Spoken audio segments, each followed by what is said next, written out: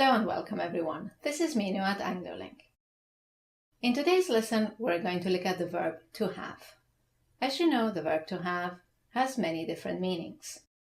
It's a main verb, with the main meaning being possession, but it also replaces other verbs like to drink, to eat, and to take. It's also an auxiliary verb, which is used to formulate all the perfect tenses. If you add the word to it, have to indicates an external obligation. And finally, we have the causative have, to have something done. So today we're going to look at all these different meanings, and by the end of the lesson, you will have a clear idea of how to use have in each of these contexts. So when you're ready, we can begin. Right then, the verb to have. As I mentioned earlier, to have has several meanings. As a main verb, its main meaning is to possess. If we add the word to it, have to indicates an external obligation. It also replaces other main verbs such as eat, drink, and take. Then we have the causative have, which is causing an action to take place. And finally, it is also an auxiliary to formulate a perfect tense. So let's start with the first meaning, to possess. Make sure that in this meaning, as a main verb, you use the full form, not the contracted form. For example, I have a car. She has 3 children. We have an idea. He had a cold. Note that you can add the word got without changing the meaning. But be careful that if you add got, it is better to use the contraction. For example, I have a car, or I've got a car. Okay, let's look at the second meaning, have to indicate an external obligation. Once again, it's the main verb, so use the full form, not the contracted form. Let's look at the examples. You have to complete this form. He has to resign. We have to stop at a red light. She had to work last weekend.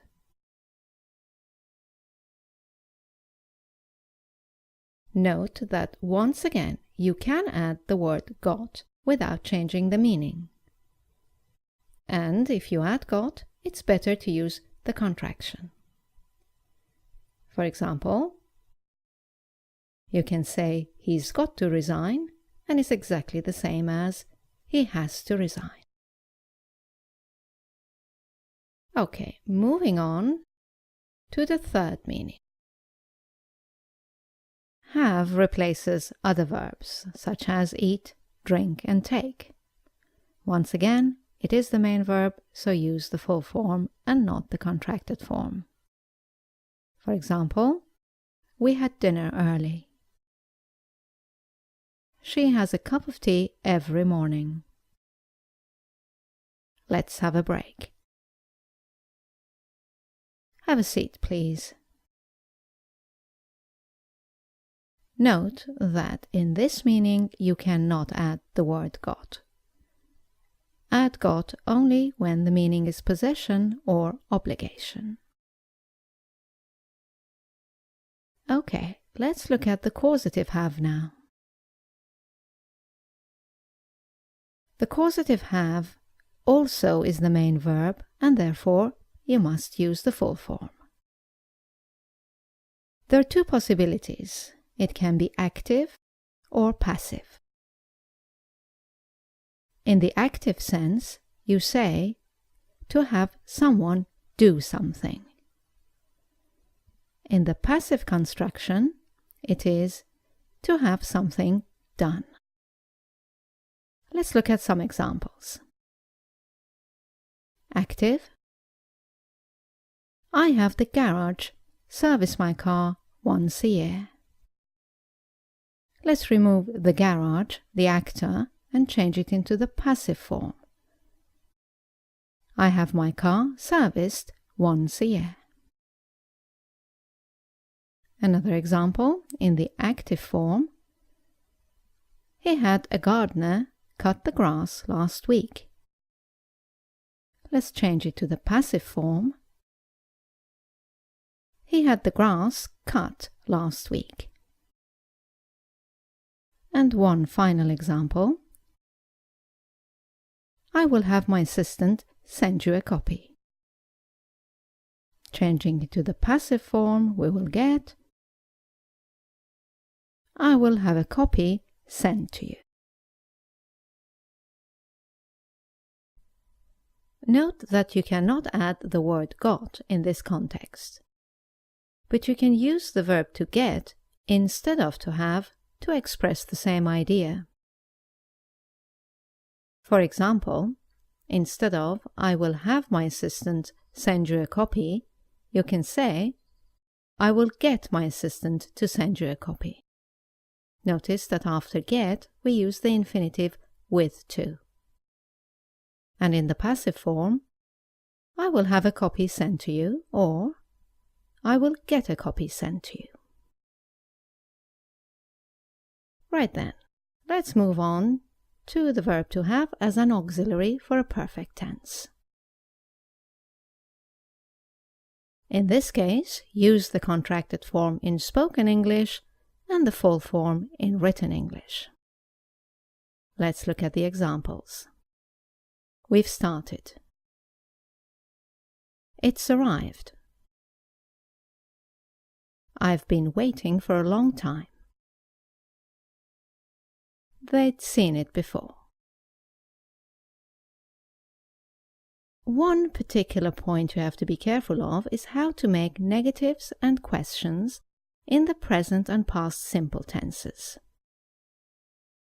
When to have is the main verb, used in its full form, treat it as any other main verb and use do, does, and did to formulate a negative or a question. For example, I have a car. Negative. I don't have a car. Question. Do I have a car? Next example.